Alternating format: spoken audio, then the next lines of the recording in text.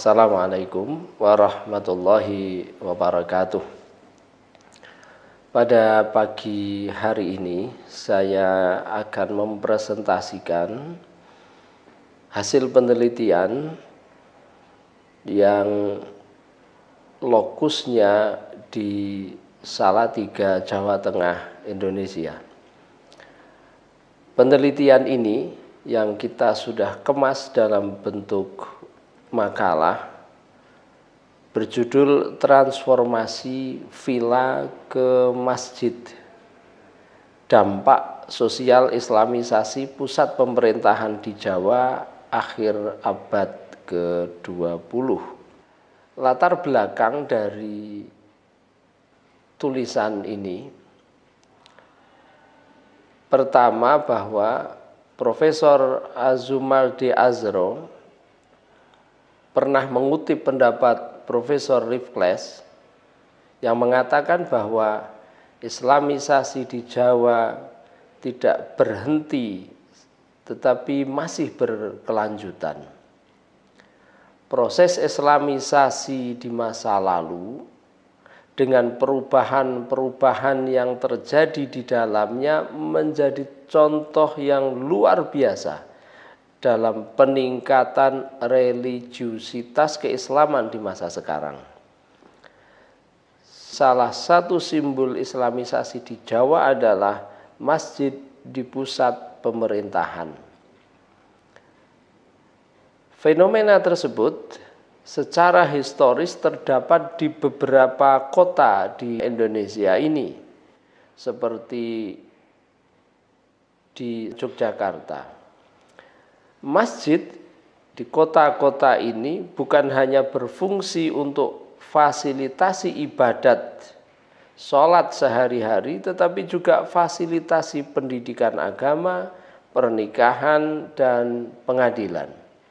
Sekurang-kurangnya pendapat saya ini didukung oleh penelitian Pittsburgh.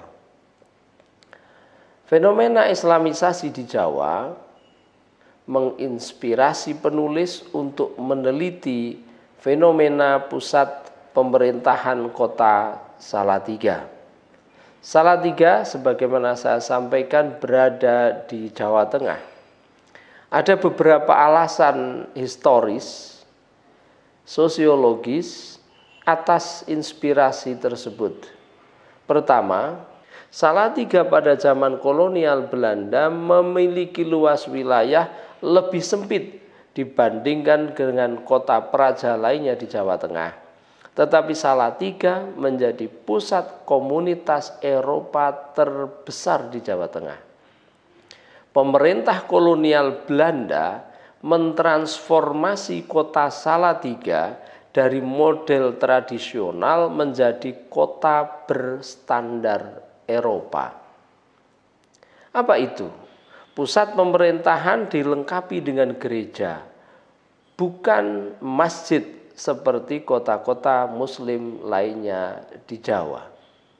Jadi kalau kita membedakan, ada pusat pemerintahan di Yogyakarta dan Salatiga. Pusat pemerintahan di Yogyakarta, di sana dilengkapi masjid, pusat pemerintahan di Salatiga dilengkapi dengan gereja.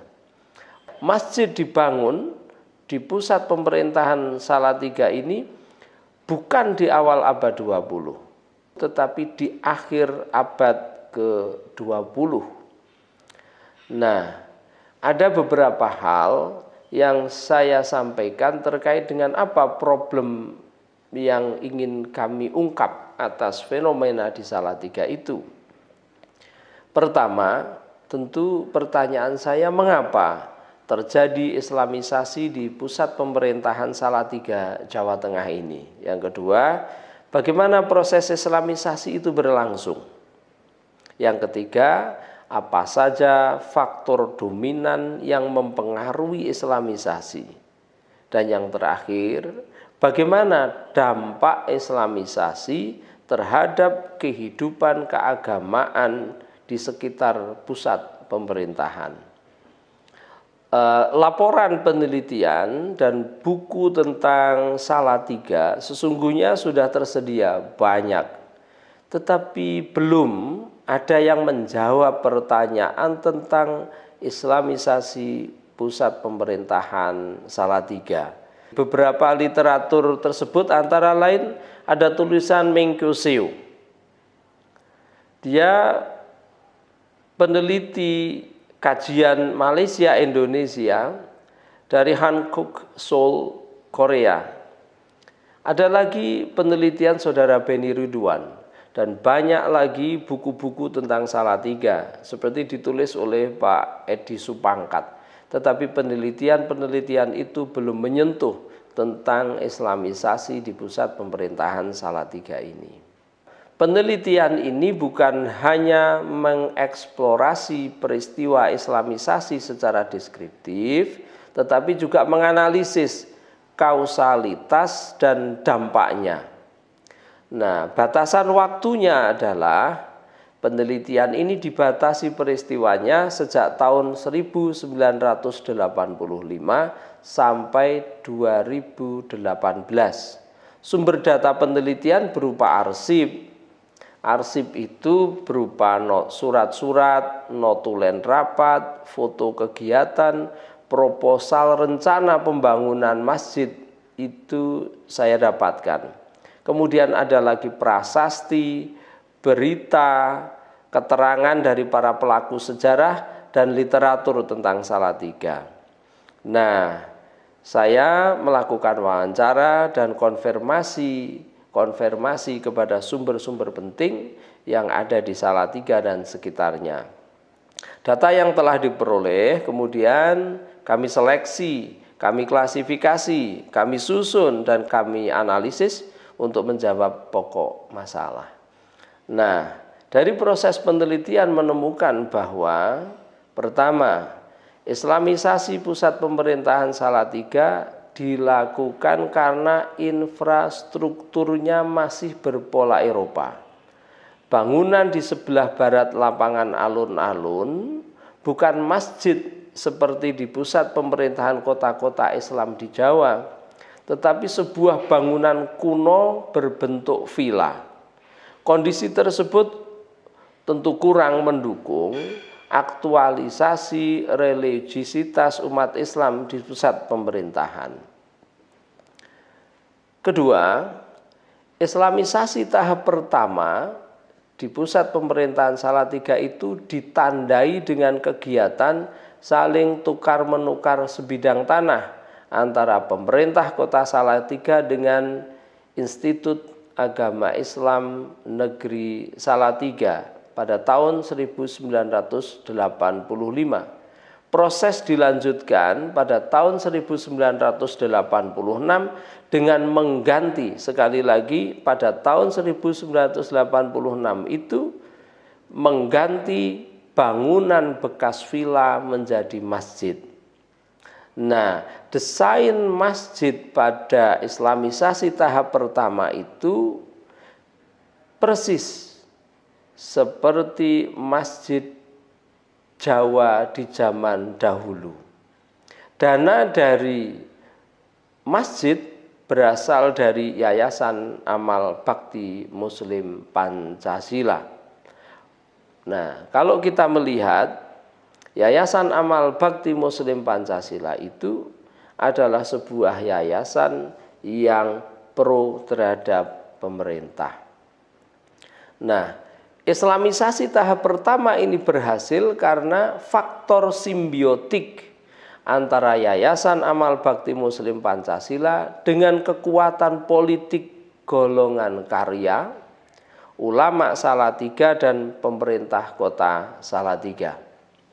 Temuan yang ketiga, Islamisasi tahap kedua dilakukan pada tahun 2009 dengan mengganti Masjid Yayasan Amal Bakti Muslim Pancasila dengan masjid baru yang lebih besar, lebih tinggi dan lebih megah. Masjid juga mampu menampung jamaah lebih banyak.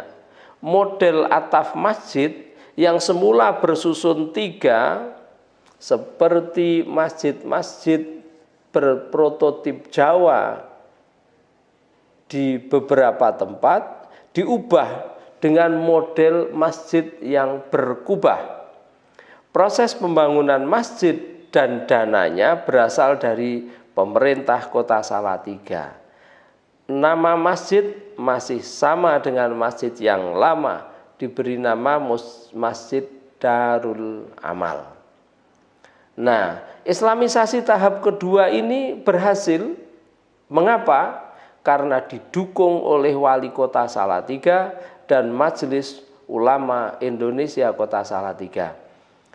Wali Kota Salatiga ketika itu, John Manuel Manopo, adalah inisiator renovasi Masjid Darul Amal.